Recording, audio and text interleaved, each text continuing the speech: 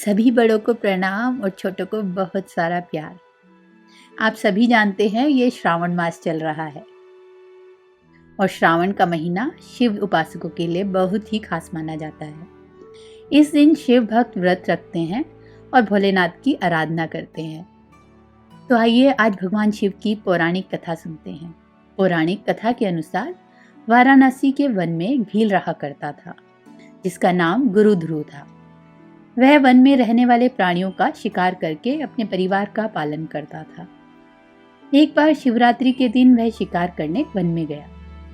उस दिन उसे दिन भर कोई शिकार नहीं मिला और रात भी हो गई। तभी उसे वन में एक झील दिखाई दी। उसने सोचा मैं यहीं पेड़ पर चढ़कर शिकार की राह देखता हूँ, कोई ना कोई प्राणी यहाँ पानी पीने जरूर आएगा। यह सोचकर वह पानी का पात्र भरकर बेल वृक्ष पर चढ़ गया। उस वृक्ष के नीचे शिवलिंग स्थापित थे। थोड़ी देर बाद वहां एक हिरनी आई। गुरु ध्रुव ने जैसे ही हिरनी को मारने के लिए धनुष पर तीर चढ़ाया तो बेल वृक्ष के पत्ते और जल शिवलिंग पर गिर गए। इस प्रकार रात के प्रथम पहर में अनजाने में ही उसके द्वारा शिवलिंग की पूजा हो गई। तभी हिरनी ने उसे देख लिया और उससे पूछा कि तुम क्या चाहते हो। वह बोला कि तुम्हें मारकर मैं अपने परिवार का पेट भरूंगा। यह सुनकर हिरनी बोली कि मेरे बच्चे मेरी राह देख रहे होंगे, मैं उन्हें अपनी बहन को सौंपकर लौट आऊंगी। हिरनी का ऐसा कहने पर शिकारी ने उसे छोड़ दिया। थोड़ी देर बाद उस हिरनी की बहन उसे खोजते हुए झील के पास आई। शिकारी ने उसे देखकर पुनः अपने धनुष पर तीर चढ़ाया। इस बार भी रात के दूसरे प्रहर में बेल वृक्ष के पत्ते व जल शिवलिंग पर गिरे और शिव की पूजा हो गई। उस हिरनी ने भी अपने बच्चों को सुरक्षित स्थान पर रखकर आने को कहा। शिकारी ने उसे भी जाने दिया। थोड़ी देर बाद वहां एक हिरन अपनी हिरनी को खोजने आया।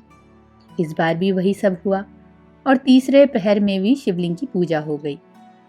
वह हिरन भी अपने बच्चों को सुरक्षित स्थान पर छोड़कर आने की बात कहकर चला गया। जब वह तीनों हिरनी व हिरन मिले तो प्रतिज्ञाबद्ध होने के कारण तीनों शिकारी के पास आ गए। सबको एक साथ देखकर शिकारी बड़ा खुश हुआ। उसने सोचा आज तो पेट भर के खाना खाऊंगा और मेरा परिवार भी खुश हो जाएगा। उसने फिर से अपने धनुष पर बाण चढ़ाया और जिससे चौथे प्रहर में भी पुनः शिवलिंग की पूजा हो गई। इस प्रकार गुरु ध्रुव दिन भर भूखा प्यासा रहकर रात भर जागता रहा और चारों प्रहर अनजाने में ही उससे शिव की पूजा हो गई और शिवरात्रि का व्रत संपन्न हो गया। जैसे कि शिव जी तो भोलेनाथ हैं ही, जिसके प्रभाव से उसके पाप तत्काल भस्म हो गए। सूर्योदय होते ही उसने सभी हिरणों को मारने का विचार भी त्याग दिया।